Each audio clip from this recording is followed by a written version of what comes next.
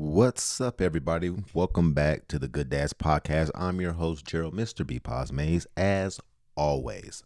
But it's a little different format today than before. No guest, it's just me. So I don't know how long this is going to go, but I have a lot to talk about, I guess. But it's just me today. And I'm excited because I haven't done a podcast by myself in a very, very long time. I've always had somebody to do this as I felt like they kind of held me up because I am not going to be good enough alone. But I have to do what I have to do because I'm working on being consistent in my processes and not allowing external factors to determine if I do or don't do what I have committed to doing. And I committed 5 or 6 weeks ago to put out a podcast every single week. And this is it. So if this is your first time listening to this podcast, I am Gerald, Mr. BPOZ, husband of 16 years, father of 4 beautiful children, 3 of which are freaking adults at 22, 20, and 18, all off in college. And currently right now, it is literally just me, my wife, and our youngest son at 15. And it gets really quiet in here now. To go from when I was 22 years old, I went from basically from 21 to 22. I went from a new father of 1, to a father of 3 within 18 months. And that's because my daughter that I had with another person. In that time period, in her first year of life, I met a new person, met her. I know, trust me, I can hear it. I met a new person and she got pregnant and she already had a son and we just became a family and we've been together ever since. I guess that's the one solstice of this entire thing. We're still together. We are not a statistic. We still here. So I'm just happy to be here.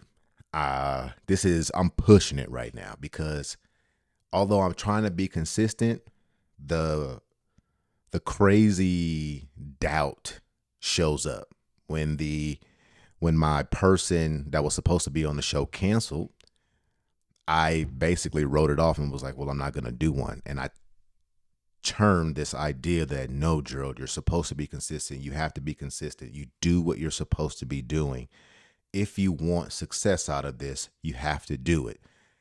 And today is Tuesday. So if you're listening to this on Tuesday, September 17th, it is my daughter's birthday. Happy birthday, babe. But I'm also recording it. I recorded it on this day. So let's move on. I want to talk about a couple things. I'm going to get into a framework that I've been working on, and I think is going to provide some valuable instruction and information to the dads that I want to serve. But first, I want to talk about a documentary that my wife and I watched 2 nights ago. It's called Into the Fire, The Lost Daughter. I'm not going to tell you the entire plot of this. Just know that it's effing wild. Because I want you to watch it. I want you to go to Netflix and watch the documentary. In a nutshell, it's about a mom named Kathy who got pregnant at a very early age. She felt like she was not capable of taking care of that child, and her parents did as well, and convinced her to give that child up for adoption. She gives the child up for adoption, and she's adopted by a family, Dennis Bowman and Brenda Bowman. They take care of her. They say they love her. They do all these things. Where Kathy was reached out to in 2019 or something for a DNA sample because they found a body and they thought that it might be hers. And the only way to identify it is to get DNA from the biological mother. Turns out that wasn't her, but it sent Kathy down this rabbit hole of trying to find out who her daughter was and where her daughter was. Come to find out, her daughter had been missing since she was 14 years old.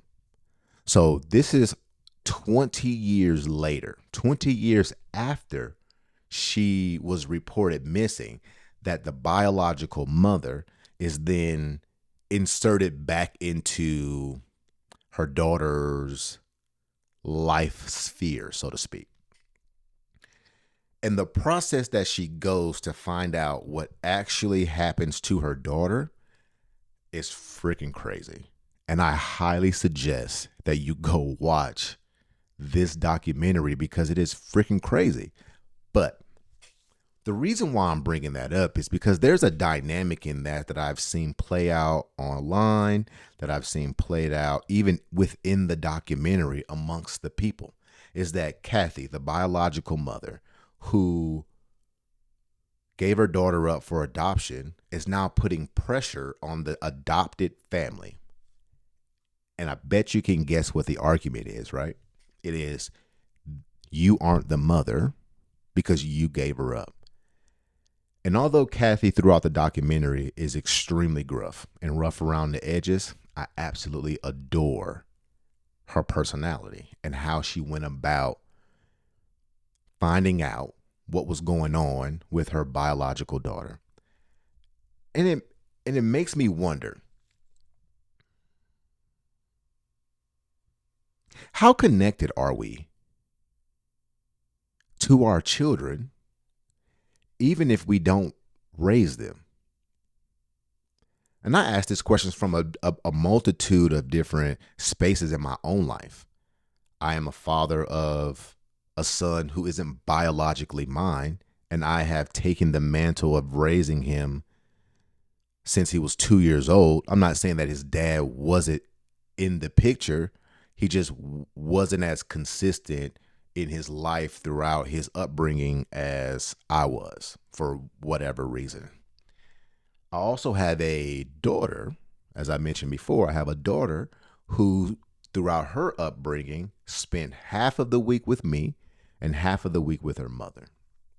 And although we didn't give these kids up for adoption, there's always been this like through line, me as a stepfather, as well as my wife as a stepmom to my daughter, is how much responsibility or how much ownership can we take for a child that either is biologically ours or not biologically ours. If I bring that child into my circle and I say that he's mine, is he mine? I see this play out a lot in not in conversations, but in blended families like mine. I have a friend. I know we've had Chef Berto on the show before, and I wish we had gotten into a little bit more of his living situation. But Chef Berto is a father of two daughters, one that's biologically his and one that's not biologically his. The one that's not biologically his is his and has been since she was 1 or 2 years old. He's not with that mother. He is married to someone else, happily married to someone else. And she raises those two girls like they were hers too. So imagine being his wife, looking at the daughter who isn't even biologically her husband's, that her husband has taken on the mantle of raising. It's an interesting concept, right? And there's a lot of slander going on within this documentary about Kathy because she gave her up. But I don't view it that way. I view it that she felt at the time at 16, whether she was pressured or not, she felt at the time at 16 that it was the best thing that she could possibly do for that kid. She was not capable, so she gave her up. When she came back in, she was the only person who was fighting for her. So how can we refute that? When my son, my oldest son, has an issue, I go to bat for him. That makes him mine. Regardless of who else he belongs to, he's still mine. So I implore you all to think about that concept as it pertains to, say, your living situation and the kids that you love and care for and the environment in which they're growing up in. Whether you have stepchildren or you are divorced and you have to split time with kids, it is extremely difficult to navigate and balance those two ideas of how much say and how much ownership that you have over those children. So take that into consideration. But I really want you, if you have time, to watch that documentary because it's going to take you through all of the emotions within the arc. Listen to it, watch it. Tell me what you think too. But outside of that, I want to discuss my current idea and framework about being a dad. I I've written guides, I've written plans, I've written blogs, I've done this podcast, but I've never just kind of put it all together into an idea or a framework until, say, last night. Up until 2 a.m, writing it. I wish I could show you. I'll post a picture up on it. But I was writing this idea of a house on my whiteboard, and it started to take its shape because what I believe is that as men and fathers, whether you have kids or you're planning to have kids, the goal is to build your own house before we move our families in and make it a home. And here it is. I got it in five parts, 5 to 6 parts, whatever. I'm just going to go over it because I need your feedback. If you're listening to this podcast, I need your feedback. Okay, please. So here we go. My idea is basically a blueprint. Step one is to lay your foundation. The foundation for me is self-care. And I have a small little framework for self-care. It's the PMF self-care framework. And that takes care of your physical self-care, your mental self-care, and your financial self-care. I believe that those three things are the foundational pieces in which you build your house on. You have to take care of your body. That is fitness, nutrition, and your general health. You have to take care of your mentals. And when I say mentals, I don't necessarily mean emotions. I mean how we process the world around us, what is good, what is bad, and really getting an understanding as to how we view the world and any hiccups that may come up within that. And then the third thing is financial self-care. And most people don't put finances in self-care, but as a dad, it is one of the most important things in navigating and managing a household is that if my personal finances are trash, then when I bring my wife in, hers are going to be trash. And when we move our family into a house, it's going to cause turmoil because my finances aren't in order. And I've said this many, many times. 40% of marriages end in divorce because of finances. And they say that it would only take about $500, and this is before COVID inflation, about $500 to save a marriage, which is crazy that the love of your life can walk out of the door because you're $500 short on a consistent basis. I think that's bananas, but it's true. So I think laying the foundation with those three things make you prime for the next step, which is framing your house, right? And by framing, I mean something close to like who you are. So let me paint the picture. In order to frame your house, you have to understand who you are, where you come from, and how you ended up you today. I call this section kind of more like a release part, meaning letting go of your past baggage and the uncontrollable things that you can then build everything else upon. If you get rid of the garbage, then you can build your house and surround the foundation of your house with the things that actually matter and that can actually support the roof, the walls, and the people who are eventually going to move into it. So the framing the structure part takes into consideration the things that no longer serves you and just honing into the things that do. And then the third step is installing the walls, which is really shifting your mindset about those things. So if you were to write a timeline out of all the impactful things in your life, keep the ones that matter, and then we have to release the ones that don't. The part of the installing the walls is giving context to what is remaining.